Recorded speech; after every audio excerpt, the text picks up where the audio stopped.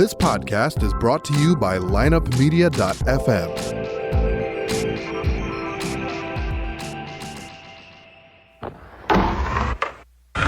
Because if you can tell me what your habits are, I can tell you what sort of a person you are. I can tell you what your future looks like. But like I always say, life is 10% what happens to you, it's 90% what you do about it. The people who are most effective in the workplace believe that their future is going to be bigger than their past. When people don't believe that their future is going to be bigger than their past, they begin to disengage. You're listening to The Circuit of Success, a podcast dedicated to helping you achieve success in every facet of life. Only on the lineupmedia.fm podcast network. Now, your host, Brett Gilliland.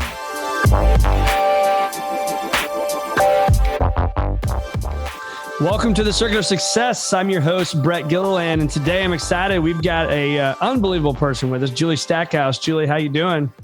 I'm doing great. Thanks. How are you today? I am good. We're going to talk about your whole life today. Are you ready for that?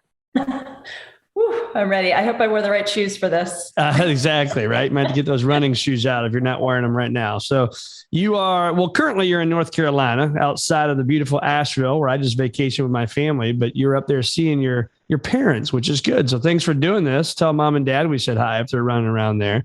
And but you live in Jacksonville, Florida. So I'm excited to have you today. But you are a Brooks ambassador. You are a former coach to USA track and field levels 1, 2, and 3. You've coached at the Division I levels. You're coaching people on this Mount Everest run, which we're going to talk about later. But right now you are a personal trainer and wellness coach, and that stuff is going gangbusters right now, and people are really focusing on that, right? Yeah, it's busy. I bet it is. But like all the subjects or all the guests we have on here, Julie, we like to talk about your past and kind of what's made you the woman you are today. And I got to ask you, is it really true that I read this correctly? 16 individual state titles? It's really true. I know I have to. That's ridiculous. That sometimes too. I grew up actually in this mountain town where I'm visiting right now. And it's just, you were just in this area. It's picturesque.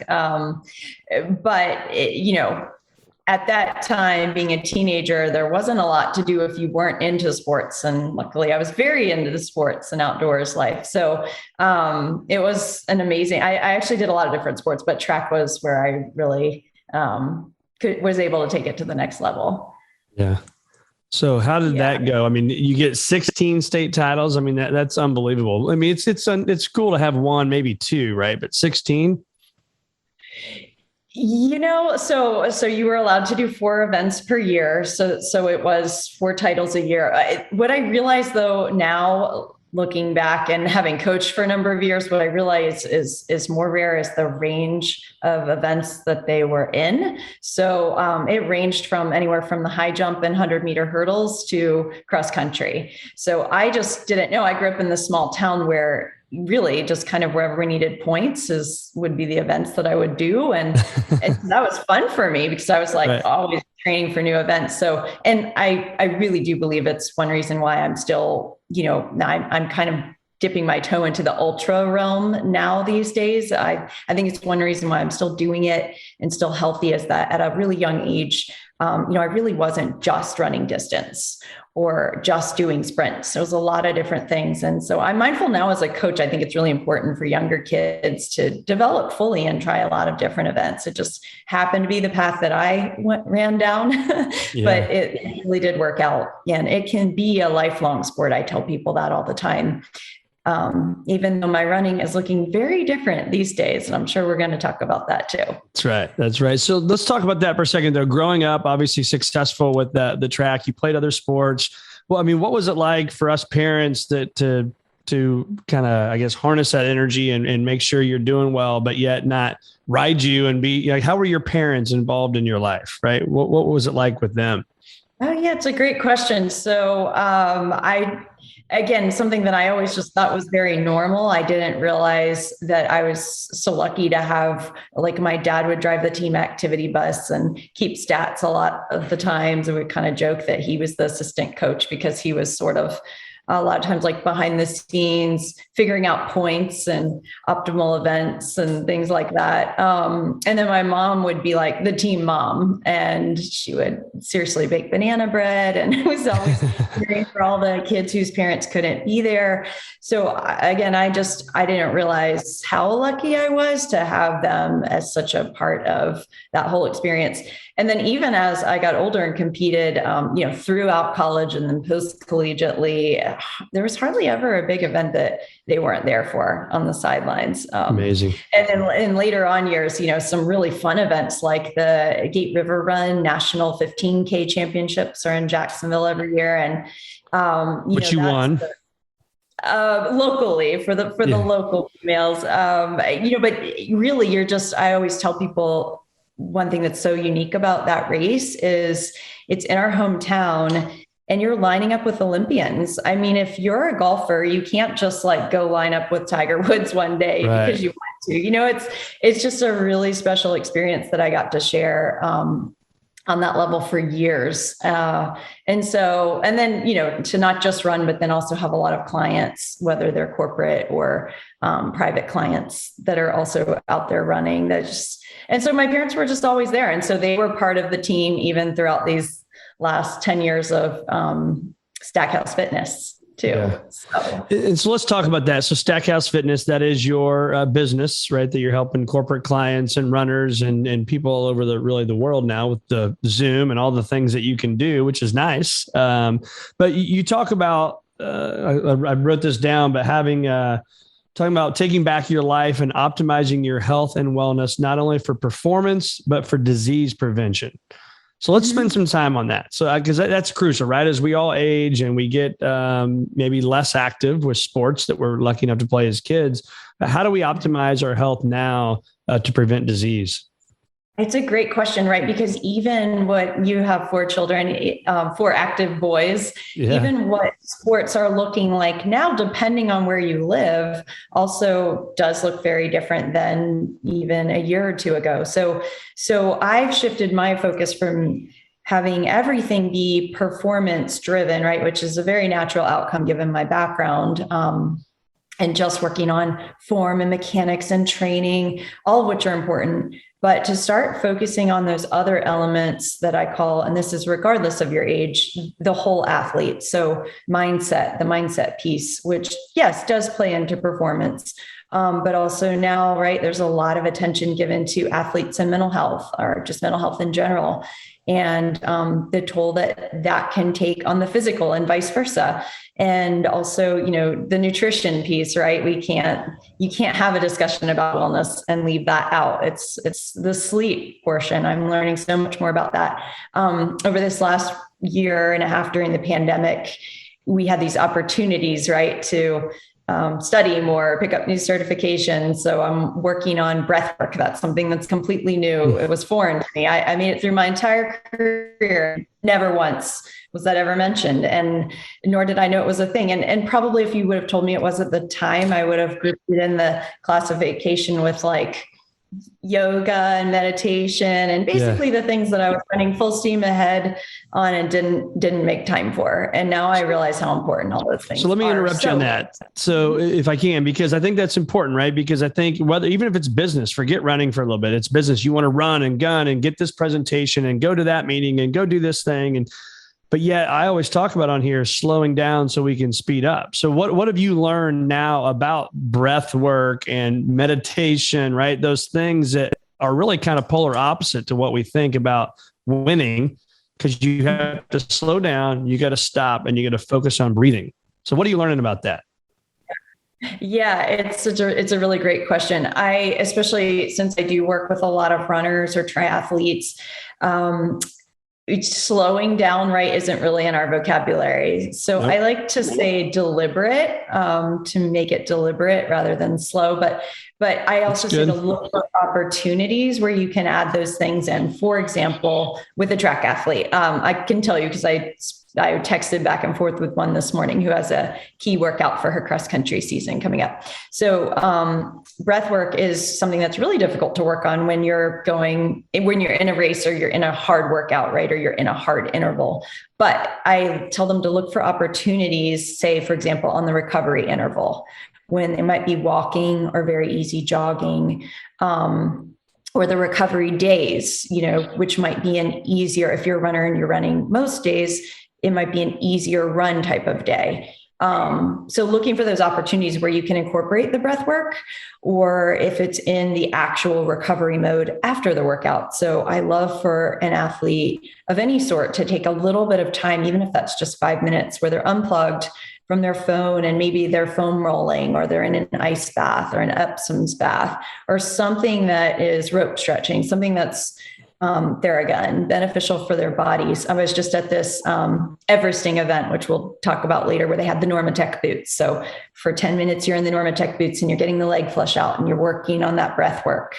I just tell people to look for opportunities. You're standing in line at the store. I guess maybe not as many people do that now that they're ordering everything online and having it delivered, but finding those moments either in your workout or in your day where you can work on them. And this will lead back into another one of my philosophies, which is just that those little things add up over time. Right. And so I'm a huge believer, and a lot of my platform is built on staying healthy, injury prevention, so that you can do the sport that you love, or you can live your best life, or you can be the best for your company or your family. Is just really, doing all those little things that really add up. And a lot of people really want to focus on like the magic workouts or the key, the bulk of training. And I'm constantly reminding them, like, it's what are you doing those other, 22 hours of the day that are really going to make the biggest differences, most specifically with like breath work and sleep. So walk us through that again, because people on this show say breath work all the time, and I've not really slowed down enough, or I've never been deliberate enough, if you will. So you don't have to obviously walk us through your actual exercise of breath work, but what does that mean to you when you say breath work?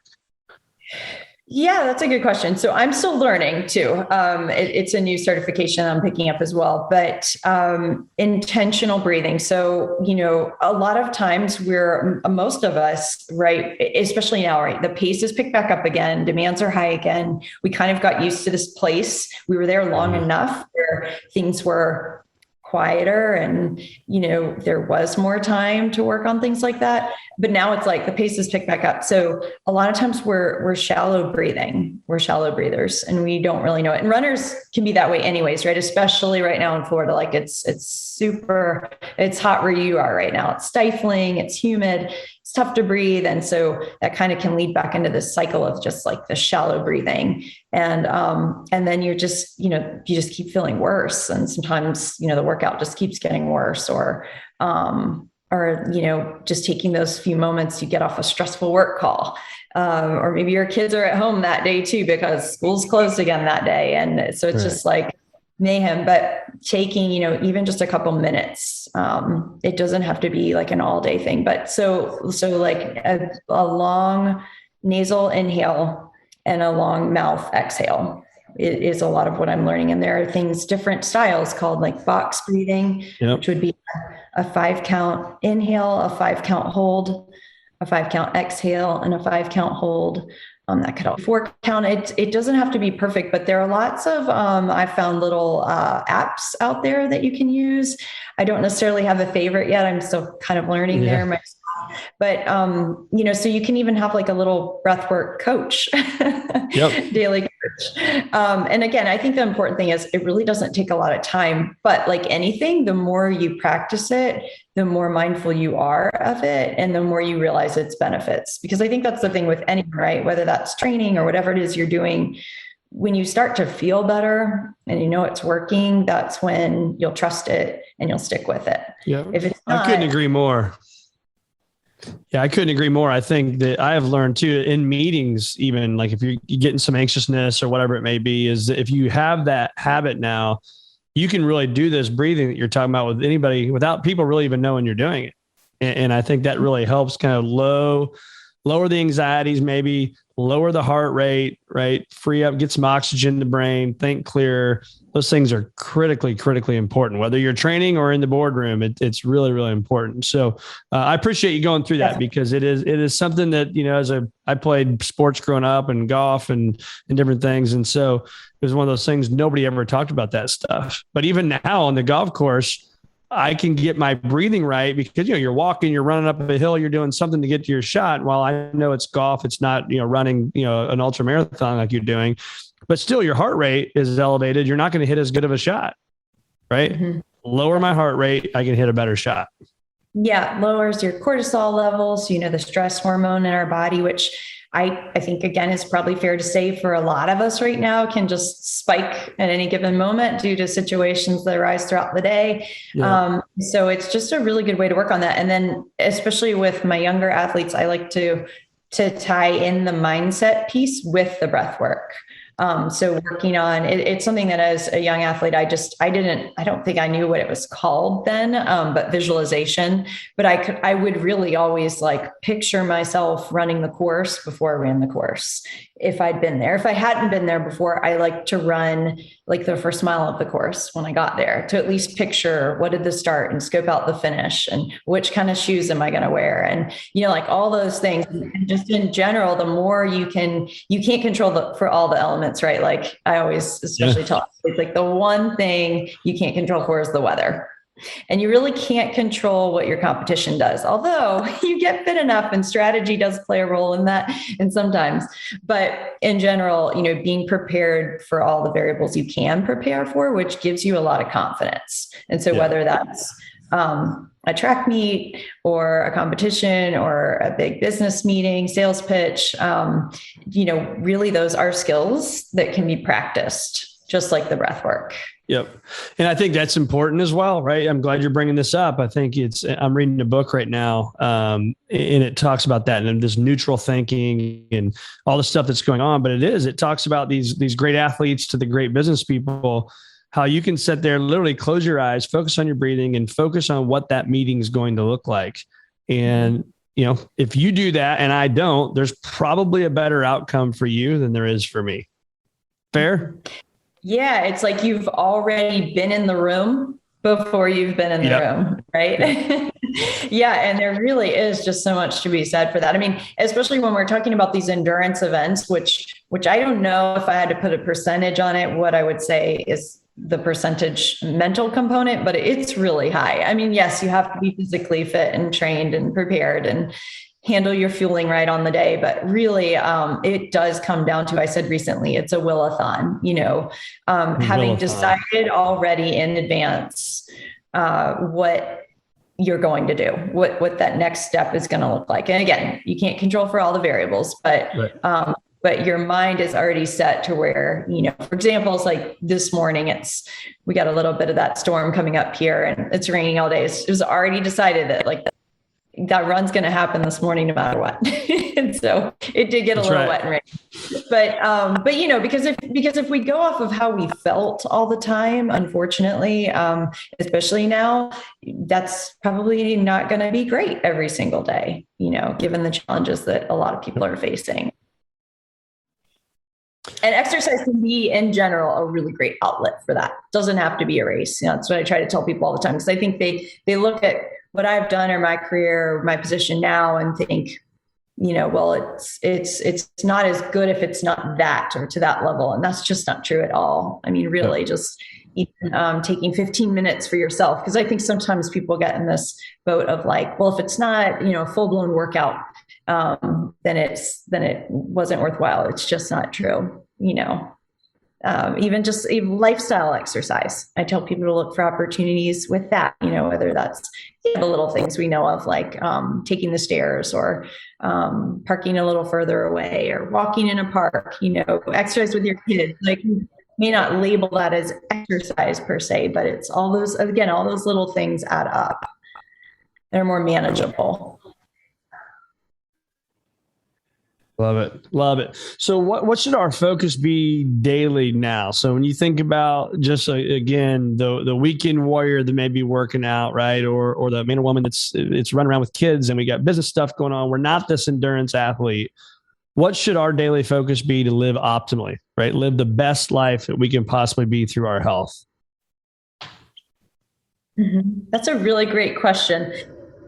If you're asking me from kind of my mindset and the athlete's mindset standpoint, I personally always feel like I'm the best version of myself. And when I work with my clients that are training for something really hard, I see it in them too. And they, say that to me, that they feel as though they're the best version of themselves and for their families and everything else when they're doing something that's a little bit outside their comfort zone, when they're taking on something that scares them a little bit. And again, I'm saying this is how I feel too. So that said, I also remind people, don't try to compare to what everyone else is doing, right? That's so easy to do now with social media. Everything's accessible and, things look like they're so great. Like, again, this mountain experience that we'll talk about. But what I remind people is it doesn't have to be a marathon. It doesn't have to be an ultra marathon. It doesn't even have to be running. It could be golf, but choosing something that maybe you can put on the calendar to work towards. Just in general, right? We're more motivated to get up and work towards that goal when that's the case. And we're more likely to do it no matter what and squeeze it in between business meetings or, meetings from your kids' schools or sports, or right, even like for the parent that's getting in that exercise while their child is at practice. I tell people, look for those opportunities. Again, like you're already there, you can still watch, just go around the field. And I've done that before. I've run circles around fields. A lot of times there's a track there, which really helps. Right. But again, just looking for those avenues and not being afraid to sign up for something that maybe you've always wanted to do, because I think there's a lot of accountability in that. And then two, just the day-to-day, realizing that really what I think we are and should be most focused on right now is injury and disease prevention, right? Because as I mentioned earlier, stress levels are high, and just the world is constantly changing, and we are very adaptable, right? Our bodies, our minds are so adaptable, but we also are creatures of habit, and the change can be really hard.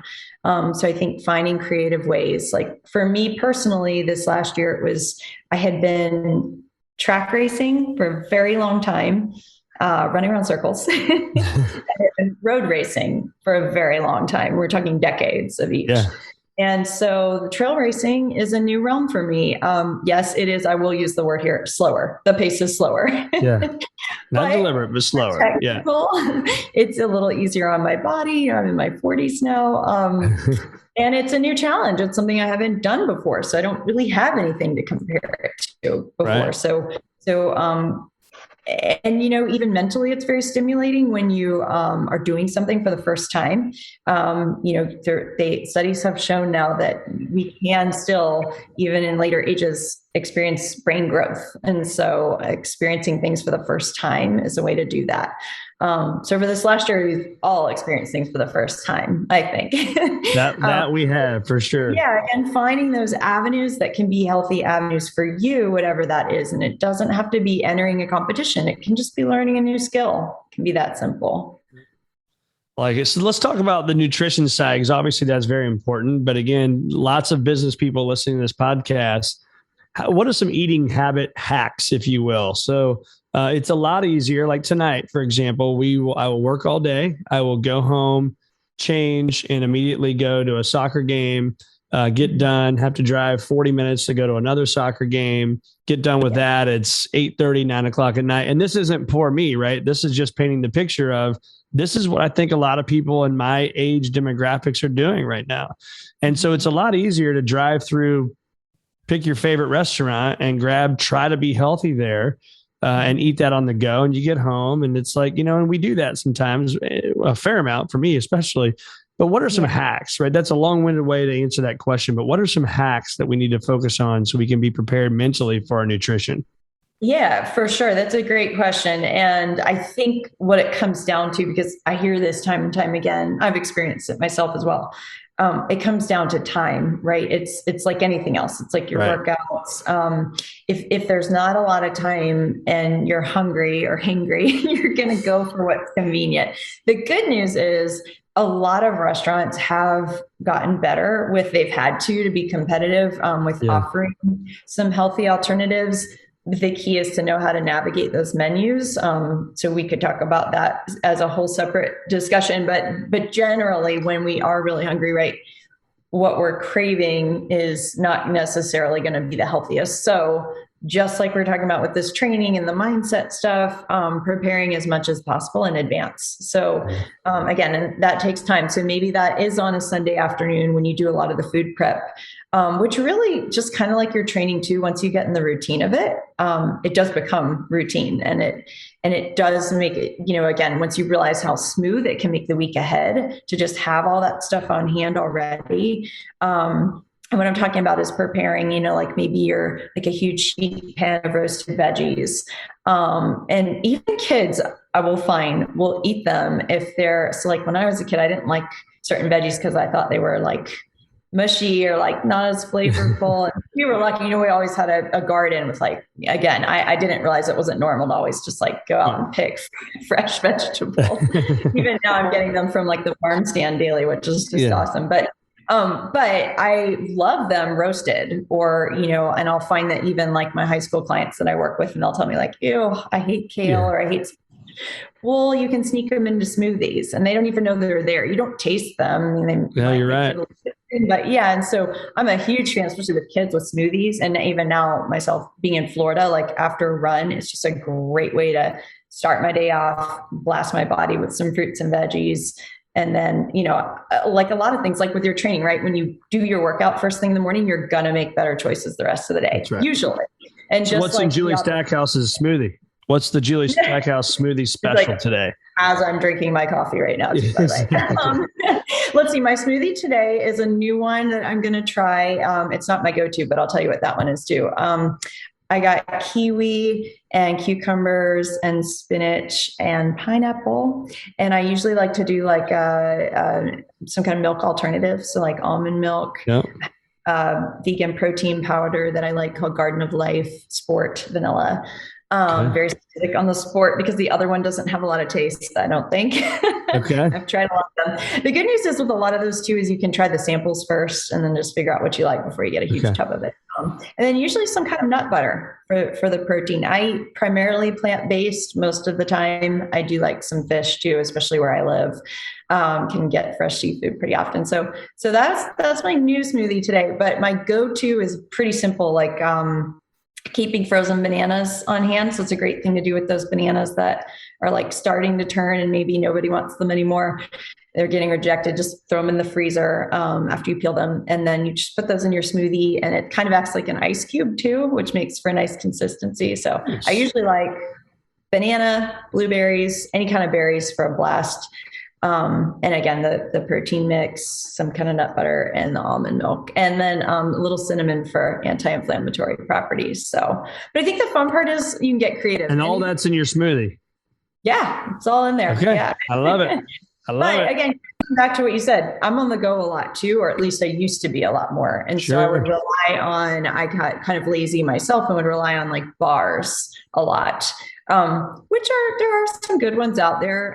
But that's kind of the other thing too, is that I tell people to beware of foods that make superfood claims. So a lot of times, foods that are marketed at us as being really healthy or these magic fixes, right? Just like I said, there's no magic workout. So much of food is marketing, even the way the grocery store is laid out. I tell people there are ways, just like visualization with a workout.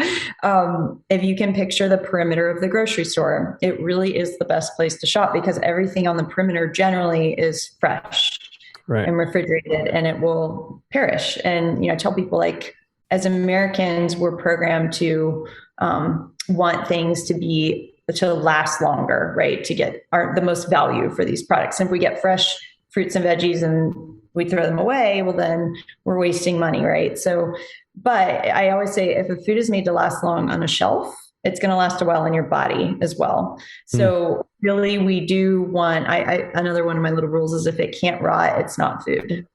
Or if your grandparents wouldn't recognize it as food, it's not really food. It's some kind of a processed food product, which again, doesn't mean I don't enjoy, especially, I love a good like homemade salsa, like chips and salsa, chips and guac. I'm kind of a more savory snacker than sweet. But again, I think just like having some of your favorite things on hand, preparing those in advance. For kids, I love to have parents make like trail mixes and, put the dark chocolate pieces in there, make it fun, but so that they have, in their backpacks or in their, soccer bag or whatever, some snacks that they can go to. Because in general, if we're prepared, we're better able to fend off those crazy cravings or the drive-through. Yeah. But I appreciate all that because that's, you can tell just one, your passion for it and just the preparation. It's just no different than going into a meeting, right? If I'm prepared, meeting is going to be better. If I'm prepared for my nutrition, probably going to be better. Right. And that preparation is huge to your point.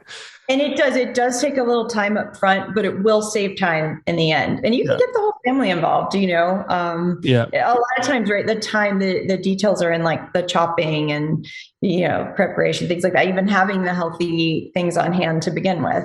Yeah. So just having those in the fridge to begin with is when it matters. Yeah. I don't necessarily live somewhere where we have really great farmers markets. I think they're trying to improve those where I live, but like here in the Carolinas, great farmers markets every week. Even when you can shop like that, here's the other thing is like, another little trick is the closer that the food was to its original state. So for example, like this surprises a lot of people that frozen fruits, like I use in my smoothies a lot, they're closer to the state they were when they were picked than like buy the fresh berries right at the store, but we don't actually know, well, when were those picked? Probably early, probably before they were ready, so that they wouldn't be rotten by the time they shipped and got to the store and made it to your house. So just sometimes little tricks like that, even just knowing those things, like just knowing it goes a long way. See, that's good to hear because I got all this fruit I buy at these grocery stores and I'm always like, gosh, I bet fresh strawberries would be better for me than the frozen strawberries, but I'm glad to hear you say that. Yeah. And you made me think of another thing. This isn't really what you were asking, but there are lists that you can look up online and they're called the Dirty Dozen and the Clean 15, and they change every year based on the guidelines. But in general, the Dirty Dozen are the foods and veggies and fruits that are worth it to buy organic. And the Clean 15 are the ones that in general, you don't have to buy organic. So it'd just be you're sort of just spending extra money. And I think that's helpful for a lot of people to know. I think you might have said strawberries, and that's what made me think of it, because they're normally high on the list of offenders as far as potential pesticides or whatnot. So it's worth it to buy organic strawberries. But in general, like any kind of a fruit with a covering, or a vegetable with a covering, right? Like an avocado or an orange or a pineapple, they're pretty safe. They're usually on the Clean 15 list. But that's just something that like not a lot of people have heard of. And I think it's a helpful. No, that's amazing. Right, sometimes we're in the grocery stores and we're trying to make good choices, but we're like, what does that look like? And then, oh, by the way, they put everything that your kids want that are sugary and delicious at their eye level. And if you think about that, like the really healthy things are hidden like way up on the shelf or some far off organic aisle in the back of the store. Unless you're shopping at like Whole Foods or something like that. Natural grocers is one I encountered in my travels a lot out west. I actually liked those a lot. But anyway, so just knowing that the store even is set up for you to fail. So you kind of be armed and ready. Like everything is like on those end caps right as you're checking out. All the candy. So amazing. Our world is set up for us to fail, isn't it? Yeah. I mean, somebody's successful off of that, but if we're talking optimal health and wellness, just that knowledge is power. And then just tying back into what you said, I think when we do have kind of those things on the schedule we're training for, like several of my clients right now, it's Boston, right? Because the Boston Marathon got pushed in the fall. So it's coming up here in October. So they're doing better with their diets too, because Now they've moved off of this point where last year they were kind of stuck in a rut. They're training hard for this thing, and they're like, it's a month out or so, and I'm going to make better choices with the foods I prepare for myself and for my family too. Yeah. And so it all kind of ties in together. So let's talk about this. I love this, by the way. I love transparency, vulnerability. Is you've got on your website all of your times, anywhere from the 800 meter to a 10-mile race, all the way up to a triathlon, or the Ironman triathlon. But so I would ask you this, why the transparency? I think, primarily one, I realize that there are a lot of great runners out there, but I realize that range is abnormal. It's not normal to have had, good sprint times all the way to winning an Ironman. So I use that also because I think sometimes when I work with athletes, it's helpful for them to know that I can relate to them. And maybe that's that I haven't run their exact times. For example, I have the privilege to work with Jenna Hutchins, who is the national record holder in the 5K. She ran 38 and 58 last year, track and then cross country to set records in both. I've never run those times. I will never see those times unless I'm on a bike. But what they know is that you know what it took to get to the starting line to win championships and to go after the things that at the time for me were the highest things I could pursue. And so, I think that transparency is just to show the range that, not that I can necessarily line up and do those times today, right? But that I've been there.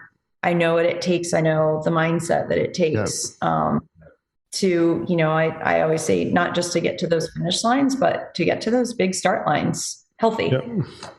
Yeah. And I think, so my next question would be, it's easy to talk about. It's not easy because it's really hard to be successful. But it's easy on the days we want to do it. Right. So what is Julie Stackhouse on a day you get up and you don't want to do it?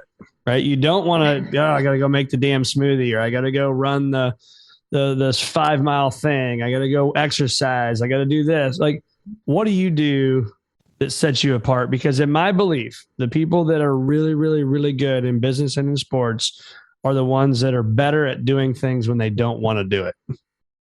So what are your habits? You're 100% right. It's just really funny that you ask that because and talk about transparency. I've been trying to do better over this last year with, as you did mention earlier, I'm a Brooks ambassador, with posting on social media. And it wasn't something I fully embraced before, just wasn't 100% comfortable with it, of the concept of like, look at me and look what I'm doing. But what I've learned is it can be used for good and to tell a story, and not just for marketing purposes, but to really help answer some of these common questions that people have. I get them as their coach, but they feel alone in asking them. They don't realize that 5 other people that day have asked me the same question. And most recently it has been how hot it is and how difficult the training is and how terrible they're feeling in general. So they're like trudging through this thing that they're trying to love, and they're not feeling the love back. And so I just posted today, if I only worked out on the days that I felt like it, and let's remember, this has been my job, my passion, my career, it would be very few days, really, because especially lately, again, it's even just basic travel after not having done it for a long time can be exhausting. Like the little things can take more out of us. I think most recently I've heard it called decision fatigue, and I'm like, it's real. And when I say that, people are like, kind of makes sense, right? Like by the end of the day, you're totally fried, and you think, and just like as runners, they think like, oh, I'm giving up, or like mentally I'm giving up. Not necessarily. You might also just like every circuit in your body is telling you we're tired, we need a break. And just in general, we've all been going through this long thing and are waiting for that break. And we kind of thought we had it, and then we didn't really. So again, depending on where you live and what the levels are like. So, going back to just how important that is to take that time for yourself. I think whether it's a PR workout, personal record, or just you sweat some that day, or you had 30 minutes to yourself. I think that's so important. And especially I find this a lot with young moms that I work with, and they feel like that's selfish of them. And I really just tell them, like, in order for you to be healthy and stay healthy and be your best for everyone else, you do have to take that time for yourself. And that's not selfish. Because really it is hard to care for others when you yourself aren't feeling well. But yeah, just going back to that question, I think it's what I said earlier. The decision is made in advance. That no, it might mean you end up altering what you're doing that day. Some days your body's just not cooperating, and you maybe didn't sleep enough, or whatever you ate the night before is still not settling well. It's Wednesday and it was after Taco Tuesday, and maybe you threw a margarita in there. Right. And so being able to adjust too, and I think that's the other thing I've said recently, is it doesn't have to be perfect. But just do your best, like give the effort and take that time for yourself, and you won't regret it. That's what I said today is we don't always feel great before we do the workout, but you're never upset when you come back in and you take your shoes off and you've done it. Yeah. No, you're not mad at yourself and say, gosh, I'm so upset that I just went and sweat and ran and exercised and whatever. Yeah. Doesn't work that way. So I'm going to put you on the spot here. I'm going to throw out 4 words, and I want you to rank these. Okay. Nutrition, sleep, water, and movement. And movement, I'm calling, your exercise, right? Maybe that's yoga, maybe it's running, maybe it's lifting, whatever it is. So, nutrition, sleep, water, movement. Okay. I have the answer. And this answer would have been different a year ago. I am going to tell you that I have probably listened to 12 too many podcasts. Okay. No, really, I've learned so much over this last year. I never used to listen to anything while I ran or walked or hiked or anything. As we talked about earlier, I most often didn't slow down enough to stop paying attention to distance and time enough. And again, this was training. It was my job too. So I kind of say it facetiously, but I would go sleep, then water, then nutrition, then movement. And I realize as I'm saying that I am the movement coach. So really, that's how important. So sleep first and foremost. And again, something else I knew my entire life. Okay, we should be getting 7 to 8 hours of sleep, right? That number is kind of thrown out there, just like we should be having X number of servings or fruits or veggies a day. Oh, by the way, who makes those charts? We could get in, that's a whole nother thing.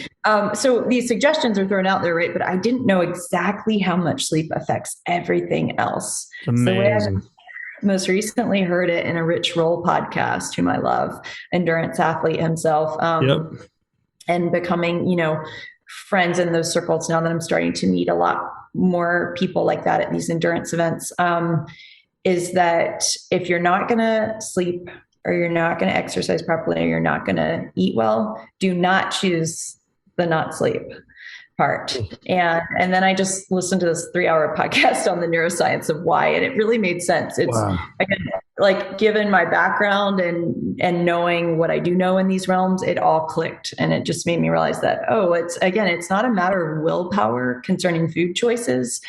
If we haven't slept well, literally those hormones in our body, leptin and ghrelin, they sound like little gremlins, they're off. And they go in the directions that we don't want them to go in. And that's literally if we're just like 1 hour down of sleep a night. And not only just sleep, the amount of time that you're spending in REM sleep each night and how important that is. So, and then especially for kids whose brains really are still growing at rapid rates. So like last year, I learned that they found kids in general were performing a lot better despite all these challenges and despite being homeschooled and everything like that. Most largely because they were sleeping more. They weren't necessarily having to start their days as early as they did before. And they were getting more sleep. And parents were kind of letting them sleep in a little bit more because you also had work to do at home that you had to get done. That's easier when they're sleeping. So anyway, I think what shocked me the most is they said that just daylight savings time every year, the percentage of cardiac arrest that next day, just on 1 hour less sleep that night is really high. And they show that it spikes like that time every year. And that's scary to me. Yeah. I mean, and again, these stats, it's a Rich Roll podcast. If you have 3 hours drive somewhere, 3-hour power walk up a mountain, but it was mind blowing to me. And it did cause me to go back and restructure things as I'm teaching my clients to do that. Really, if they want to have optimal workouts, pay attention to sleep first. And I'm working specifically with like college athletes in this realm, right? Because I don't know that it gets more sleep deprived than that. Yeah. And that was before, right? Like now. And so I'm really, and when I tell them something as simple as sleep, they're like, I think, they're waiting for more. Yeah. And I want something else. That's not the answer I was looking for. Damn it. 2 weeks later, and they're telling me I slept more this week. Like they were in bed by, like, this will sound unheard of, but for, a college runner that's trying to achieve at a national level, I'm in bed by 9 or 9:30 every night. I might not be asleep, but I'm in bed. My roommate's doing it now too, and they're really excited because they're starting to feel better. And these are just like, they sound like little things, but again, they're huge. And I didn't know them. It does make me wonder. I don't have any regrets, but I do wonder, like, I'm that person that would have done everything. Like I did everything because I didn't think I was the most talented person on the track or in the room. I knew that if I really committed myself, going back to that, what's the element of success? I knew that I would never regret trying to do all the right things within my power. That you don't ever get that time back. Like, that's what I always tell a young athlete now is you have 4 years, right? If they're high school, or 4 years more if you're in college, or 4 years if you're training for an Olympic training cycle. And then the rest of your life to do everything else if you want, but for those 4 years to be really focused and know that you gave it everything you could, you'll have no regrets. Yeah, that's huge. I love that. So sleep, water, confident. That's right. So sleep, water, nutrition, and movement are your order, which I love that. I was assuming that was probably going to be the order, actually, when I wrote those down today. But I'm glad to hear that. Number 2, water over the nutrition, because again, like I talked about, a lot of us being shallow breathers and not knowing it. Most always were dehydrated too, and that could be very largely the reason why your energy's feeling low or your food cravings are off. Or especially, right, like I live somewhere really hot. So just in general, when people finish a workout, you could wring the water out of the clothes on your body. I mean, it's just, it's significant. So that's why I put that one ahead, and just realizing like how much better we would feel if we were hydrated throughout the day. Well, because you can eat the best stuff in the world, but if you're dehydrated, it doesn't matter. I mean, it matters what you're eating, but it still is going to be a downward spiral if you're dehydrated all the time. Yes. And if you're a coffee drinker like me, you do have to consume more water as well. I think it's an additional 3 cups for 1 cup. Oh, wow. Yeah. Well, so where do our listeners find more of Julie Stackhouse? You've got some great stuff you've given us today. Your website's phenomenal, great Instagram stuff. But so where do we find all of that? Yeah. So Stackhouse Fitness is, it's getstackednow.com. Getstackednow.com. And you can find me there. I've got, a form you can fill out on my website if you just want some more information. I am on Instagram at jstack12. And like I said, trying to do better with posting, not just motivational things, but just daily updates, even, these different events now that are new for me, sharing them with others. And then kind of just ending with that movement piece, tying it all back in together.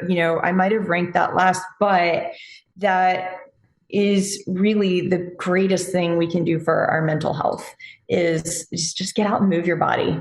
Like today we had the rain coming in and I did get a little run in and then I just walked and, normally I wouldn't have counted that probably as exercise, but it just felt good to be out. Moving, and I got it in kind of right as the rain was coming in. And, but I think, again, just looking for those opportunities each day instead of excuses, and you will start to feel better. Yep. I love it. Well, Julie Stackhouse, you were awesome. Thanks so much for being with us on the Circuit of Success. It's been a privilege to have you on the show. Thanks for having me. And I look forward to hearing more of your guests as well. Absolutely. Well, thanks for being with us. Thank you.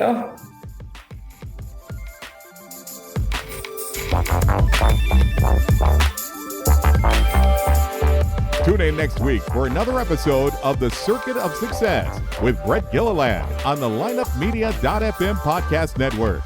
Subscribe to the show on iTunes, Google Play, Stitcher, and through our website, circuitofsuccess.com. Follow us on Facebook and Twitter, and email any questions to info@circuitofsuccess.com.